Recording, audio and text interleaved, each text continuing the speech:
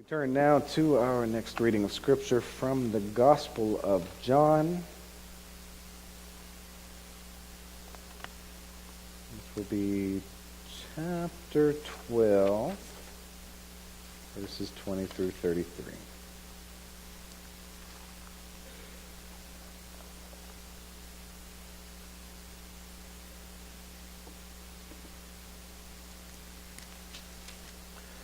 Now among those who went up to worship at the festival were some Greeks. They came to Philip, who was from Bethsaida in Galilee, and said to him, "Sir, we wish to see Jesus." Philip went and told Andrew, then Andrew and Philip went and told Jesus, and Jesus answered them, "The hour has come for the Son of Man to be glorified. Very truly, I tell you, unless a grain of wheat falls into the earth and dies, it remains just a single grain. But if it dies, it bears much fruit. Those who love their life lose it. Those who hate their life in this world will keep it for eternal life. Whoever serves me must follow me. Where I am, there will my servant be also. Whoever serves me, the Father will honor. Now my soul is troubled. What should I say? Father, save me from this hour? No. It is for this reason that I have come to this hour. Father, glorify your name." Then a voice came from heaven, "I have glorified it, and I will glorify it again." The crowd standing there heard it and said that it was thunder. Others said, "An angel has spoken to him." Jesus answered, "The voice has come for your sake, not for mine. Now is the judgment of this world. Now the ruler of this world will be driven out. And I, when I am lifted up from the earth, will draw all people to myself." He said this to indicate the kind of death he was to die. The grass withers and the flower fades, but the word of the Lord lives forever. And this is the word of the Lord. Well, thanks be to God. Whoever serves me must follow me, Jesus says. You know, two things that sound so easy. Growing up, we all learned how to follow the leader in some form or another. This week, Brenda invited me to lunch, to go with her to have lunch with Eli at school. And while we were walking in and while we were enjoying our time together with Eli at lunch, as you might expect, we saw class groups of kids following each other one by one in lines from the lunchroom to the lunchroom, with their teachers keeping an eye on them, making sure they were following the leader just like they were supposed to, staying in line. A simple and fundamental way that we people learn how to get where we need to go, as well as where we might want to go. There, right in the middle of the day, of course, the kids were happily following along to get to the lunchroom where they'd find the food that they needed and that they wanted, that they would need to get them through the rest of the day. And some of it was going to taste really good, and they were anxious. Then afterwards, they were heading out, line by line, one by one, out to play at recess to continue their day. Following the leader, you know, it's pretty easy when the line is going where you want it to go, right? Not unlike serving. All right, serving is pretty easy if we are having a good time, if we feel like doing it. You know, sitting down together at the dinner table, passing the green beans, serving the person next to you. We're all happy, we're being fed, we're enjoying the food laid out before us, serving the green beans to the person next to you isn't so hard at all. But then, well, it gets a little harder if you think about the one cooking the meal, who's serving the whole family, and there's a bit more to that. Maybe the cook really loves to cook, so this serving the meal is just delightful. Or maybe the cook is just doing it because it needs to be done. Maybe the cook doesn't really want to cook at all. Maybe the server in this case would rather be served. But the family needs to eat. So the cook supplies and serves because there's a need to provide for. Both following and serving are pretty easy if we want to. But they get harder and harder for things that we don't want to. If it's not going a place we want to go, or it's not a kind of service we want to provide, it just gets harder and harder. Now, when Jesus speaks about serving and following him, that's definitely on the harder end of the spectrum. When Jesus talks about serving him, he's not talking about serving him green beans. And he's not even talking about cooking for the whole family. Even sometimes that is part of the calling. But that's not the point that he's getting at here. Because that's not easy either in itself. But when Jesus is talking about serving, he's saying a whole lot more. And then when Jesus talks about following him, he's not talking about following him to the lunchroom or even out to recess. He's talking about following him into some tough places. We are well into our Lenten journey with Jesus, and we're getting close to the cross. At this point, if we're not thinking seriously about Jesus' words, then it's time to start. Frankly, this is a tough chapter in the book of John. Jesus is in a dark place. He's staring his death in the face.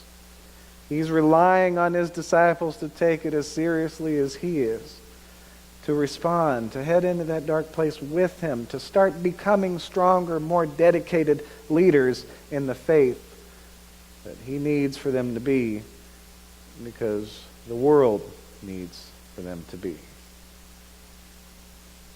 Now, they already think of themselves as his servants. I'm sure we all here do too, think of us as servants of Christ. But you know what? If we're sitting comfortably, calling ourselves Jesus' servants, we probably haven't followed Jesus into that dark place yet. In this passage, we find him there already, mentally and spiritually at least, in a very dark place, because he sees very clearly what's about to happen. He's got to go where he doesn't want to go. Now, albeit in this gospel, it doesn't seem quite as hard for him as it does in other gospels.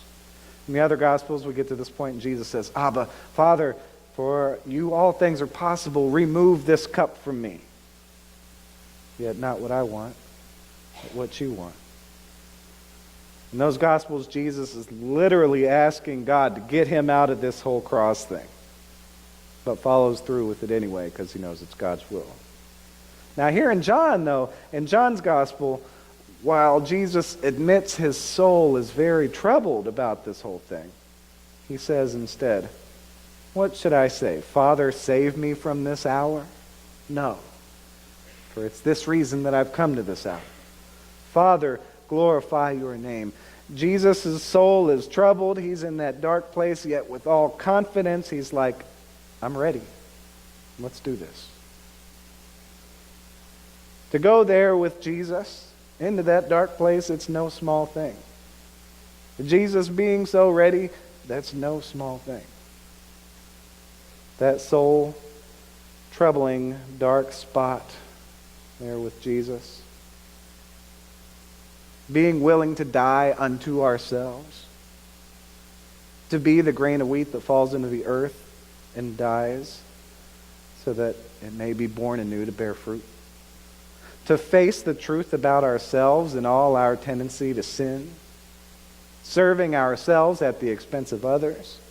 To look within and admit to ourselves and to God our weaknesses and ways that we fall short of what we're supposed to be. To dig into what's not so great about us and to open up to the steps that need to be made in order for us to be better. For those things about us that stand in the way of God's kingdom to be put to rest.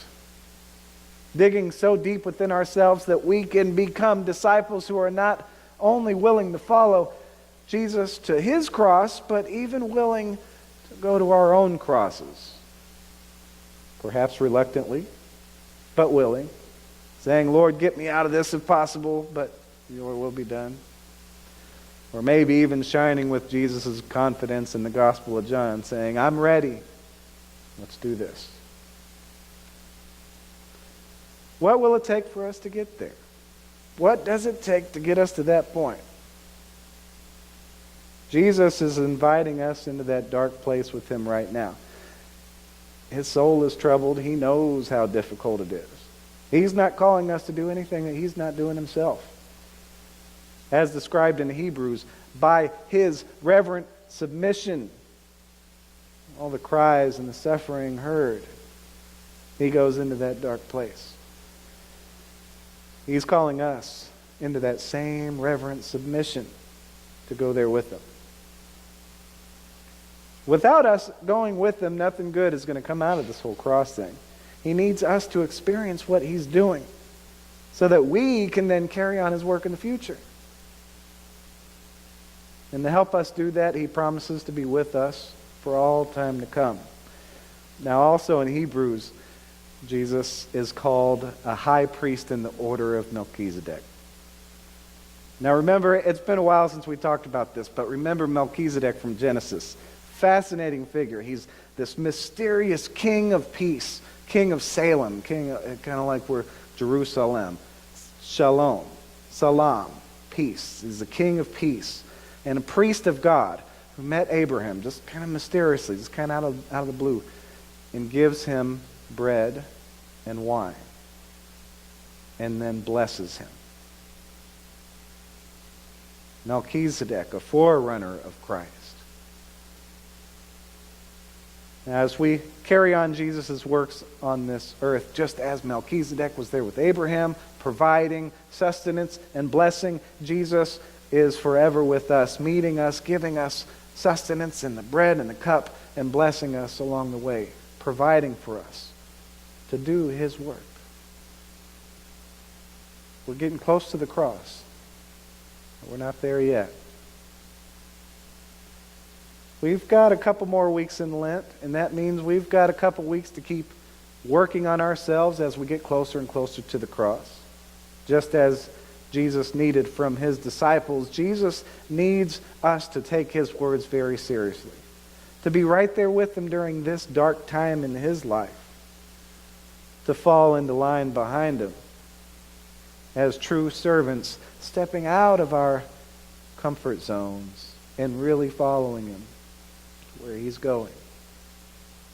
Where Jesus spells this out, it's part of his response to that initial request in the beginning of the chapter from a group of Greek people there at the festival, saying to Philip, "Sir, we wish to see Jesus." Jesus' response is much more than they thought they were asking for. Because seeing Jesus is a lot more than approaching a celebrity and just seeing them like, oh man, there he is, he's famous, how cool it is to see him. It's a lot more than that. It's a lot more than approaching him and asking for an autograph. It's a lot more than asking him to take a selfie with you. Seeing Jesus means understanding that it takes an act of self-sacrifice on the cross to drive evil out of this world. Seeing Jesus means recognizing the truth that he will be resurrected from the dead to be with us in a brand new way. And seeing Jesus means accepting the responsibility that he's going to place on our shoulders to carry on his work after he ascends into heaven. Really seeing Jesus means that, we would have to be totally self-absorbed and out of our minds not to follow him, because he is leading us out of the darkness and into the light. He's leading us where we need to go.